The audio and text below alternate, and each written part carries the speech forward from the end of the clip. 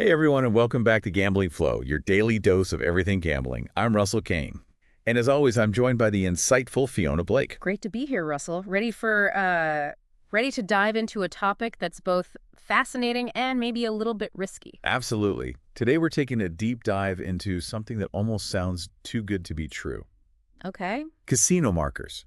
You walk into a casino feeling lucky, and they offer you an interest-free loan right there on the spot, Wow. potentially for thousands, even millions of dollars. Yeah, it certainly does have that allure. It's Like they're handing you the keys to the kingdom. so it's like a high roller's dream, right? It does. But there is a flip side to this coin. Okay. A casino marker is essentially a short-term loan, usually with a 30-day repayment window. Okay. And while it is interest-free up front, failing to repay on time can trigger a cascade of consequences, and it can be seriously damaging. Okay, so let's unpack this. We're Yeah. talking about a loan, but from a casino, not a bank. Right. What kind of amounts are we actually talking about here? Is it just for those high-stakes players we see in the movies?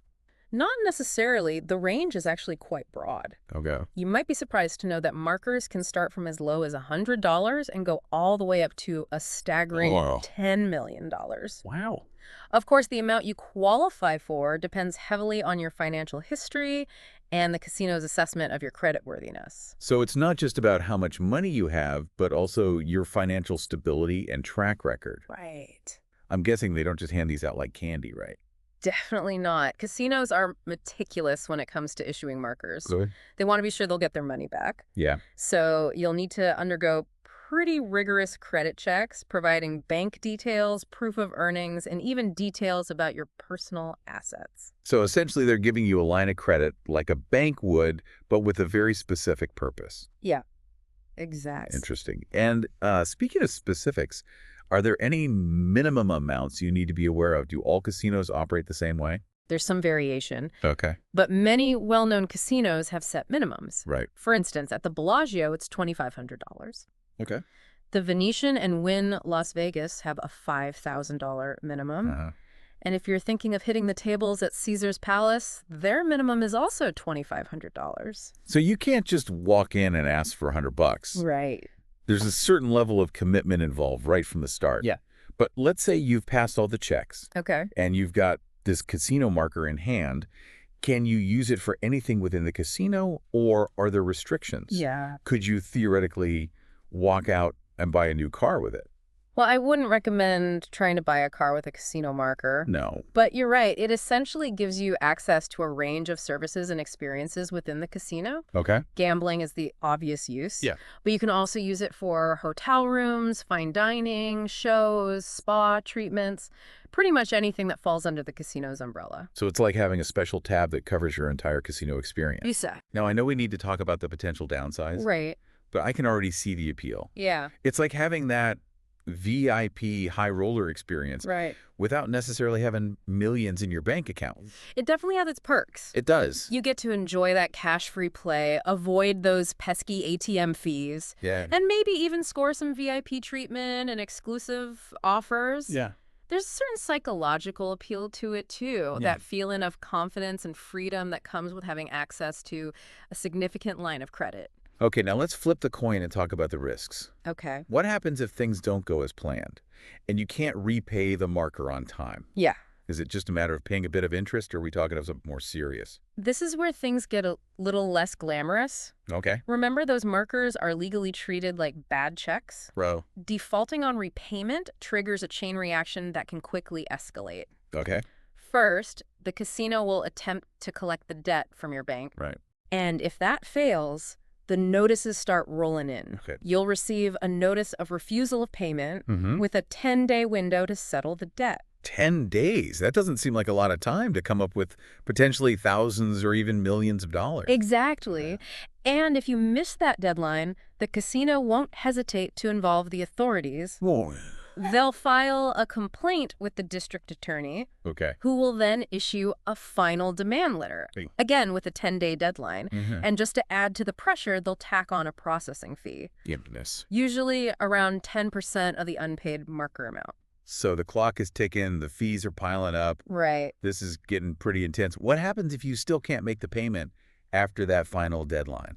Well, this is where things get really serious. Okay. A warrant for your arrest will be issued, and Wow. you'll be considered a fugitive from the law. Oh, my goodness. At this point, law enforcement can actively search for you. Right. And even if you're out of state, extradition is a very real possibility. Wow.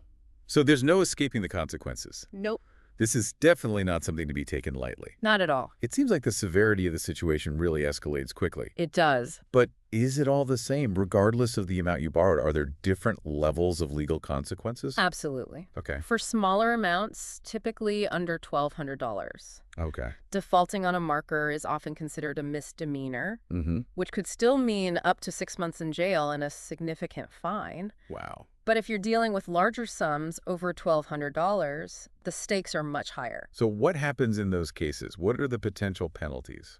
For larger amounts, the offense is often classified as a felony, Okay. which carries far more severe penalties. Right. We're talking about potential prison sentences of 1 to 4 years, Goodness. the first sale of your property to recover the debt, and additional hefty fines. It's a lot to process. It- It seems like the legal system really comes down hard on those who default on casino markers, They do. and the consequences can be life-altering. Absolutely. So before we go any further, I think it's important to emphasize that gambling should always be done responsibly.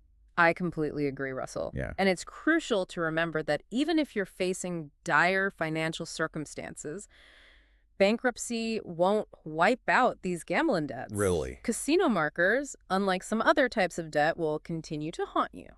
That's a sobering thought. It is. So are there any escape routes, any potential defenses, Well, if you find yourself facing charges for a defaulted marker? Or is it a lost cause? there are a few possible defense strategies, Okay. but they're often difficult to prove. Yeah. The most common approach is to argue that you had no intent to defraud the casino. Right. But that's a tough sell, especially since the law in many jurisdictions presumes intent when you sign for a marker. So what other arguments might be considered? Well, if you've had a long-standing positive relationship with the casino and a consistent history of repitting your markers, you might be able to argue that your current situation is a temporary setback, not a deliberate act of fraud. Okay. Or if a serious illness or unforeseen event prevented you from meeting the repayment deadline, that could be a valid defense. Right. And finally, some people try to argue that they were intoxicated when they took out the marker, Okay. claiming they weren't in a fit state of mind to understand the terms and conditions. I can imagine casinos have heard that one before. Oh, they definitely have, and it's rarely a successful defense. Right. Casinos are generally very skeptical of this claim Mhm. and have ways to verify whether you were genuinely intoxicated at the time. So it seems like they've seen it all and heard it all. Yeah. There's a lot to consider here, both in terms of the potential benefits and the very real risks. Right. But for now, let's take a break from the legal aspects and explore something a bit lighter. What are some of the psychological factors at play when it comes to casino markers?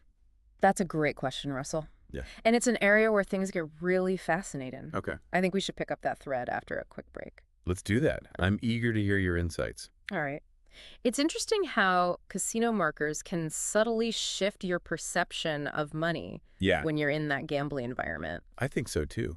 It's almost as if those chips and markers, they kind of create like a distance Yeah. between you and the actual cash. Exactly. You're not physically handing over those crisp bills, Right. so it's easier to lose track of how much you're actually spending. Yeah, it's like using a credit card. Exactly. The money feels less real, Yeah. less tangible. Less tangible. And I imagine that feeling is amplified I think so. in a place like a casino, Oh, yeah. which is designed to create an immersive, almost dreamlike atmosphere. Absolutely. Casinos are masters at creating a world of sensory overload Yeah. with flashing lights, exciting sounds, Mm-hmm. and that constant buzz of activity. Yeah. And it's all designed to keep you engaged, entertained. Yes. And let's be honest, spending. Spending. It's like stepping into a different reality where the normal rules don't apply. Yeah, Time seems to melt away. it does. And suddenly those big bets don't feel so intimidating. That's a great point. Right. It's that detachment from reality Yeah.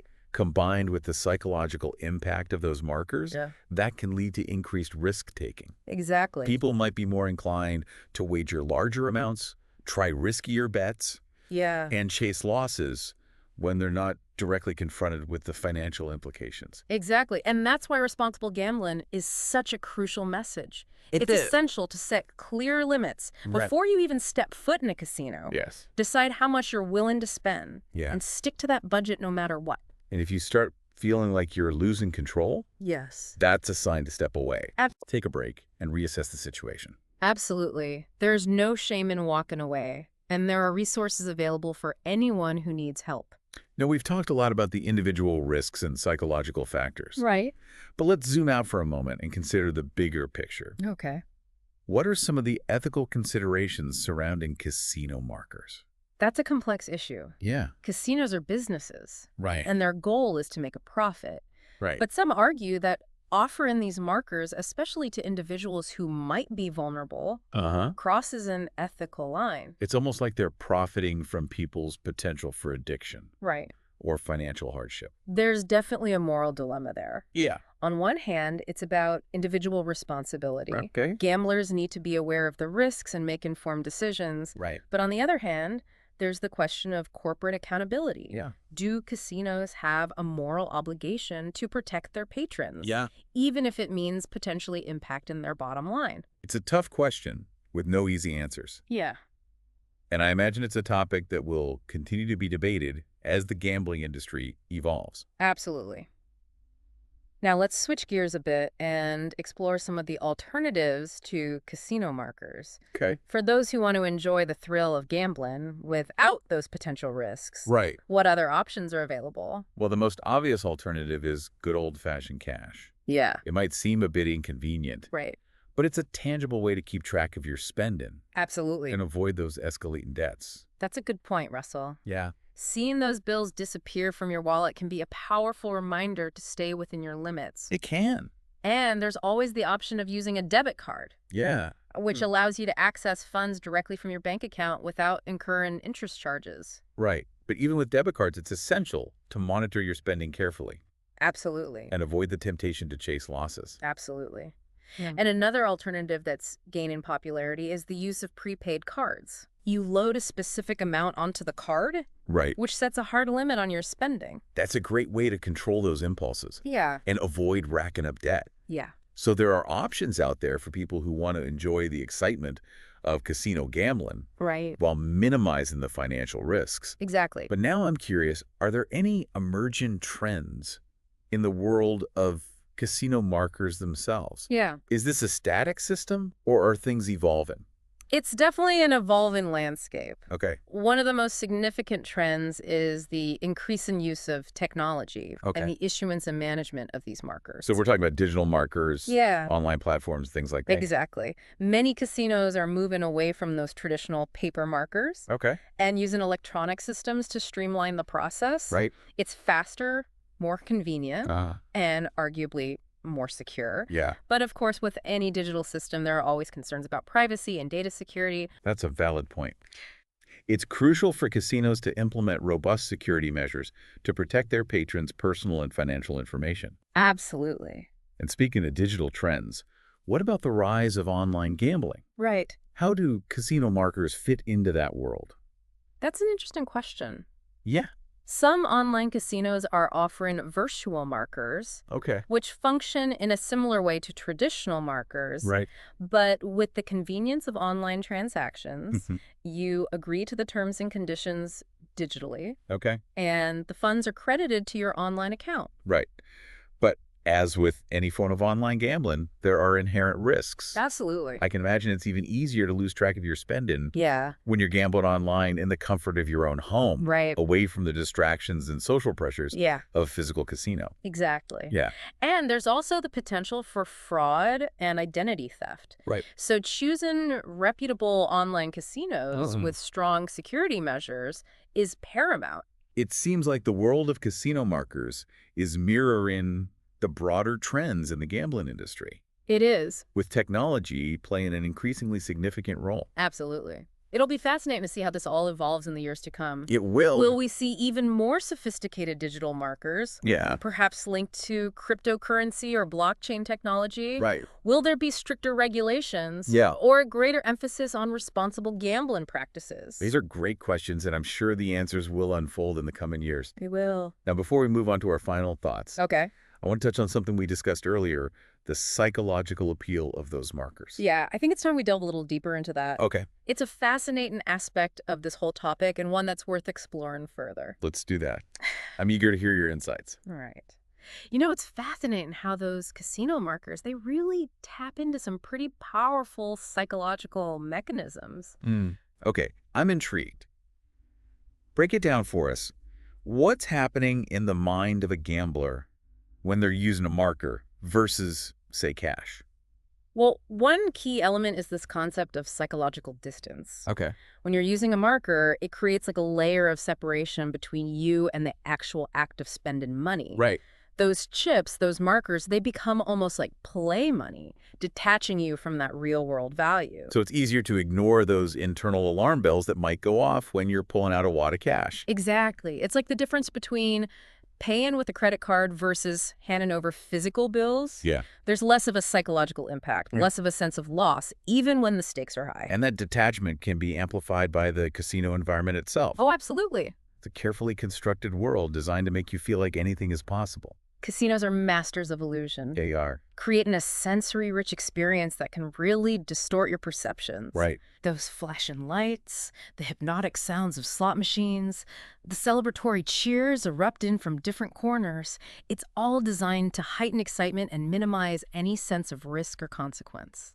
It's almost like stepping into an alternate reality where those normal inhibitions and anxieties just fade away. That's a great way to put it, Russell. And in that state of mind, Yeah. fueled by adrenaline and the allure of potential wins, Right. those casino markers can become incredibly seductive. Yeah.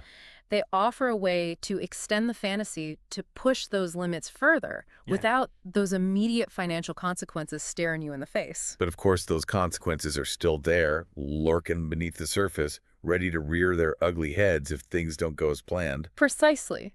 It's crucial to remember that those markers are not free money. Right. They represent a real financial obligation, and failing to repay them on time can have those devastating consequences we discussed earlier. So it's a delicate balance, isn't it? It is. The thrill of the game, the allure of those high stakes versus the very real risks involved. Exactly, and that's why responsible gambling practices are so essential. Yeah, they are. Setting clear limits, understanding the terms and conditions of those markers, and being aware of those psychological factors at play Yeah. are crucial for anyone who wants to enjoy the excitement of casino gambling without jeopardizing their financial well-being.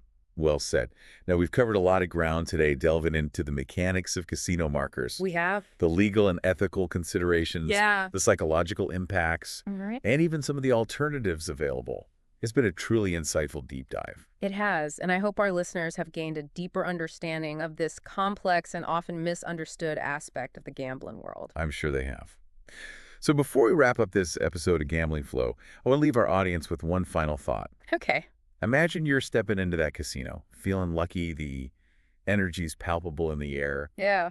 Would you consider taking a casino marker, knowing all that we've discussed today? It's a question worth pondering. It is. But for now, remember, knowledge is power. Absolutely. And the more informed you are, the better equipped you'll be to navigate the exciting world of gambling responsibly. Couldn't have said it better myself. That's it for today's episode of Gambling Flow, your daily dose of everything gambling. I'm Russell Kane. And I'm Fiona Blake. Thanks for joining us on this deep dive into the world of casino markers. Don't forget to subscribe, like, comment, and share this episode with your fellow gambling enthusiasts. Until next time, gamble responsibly and good luck.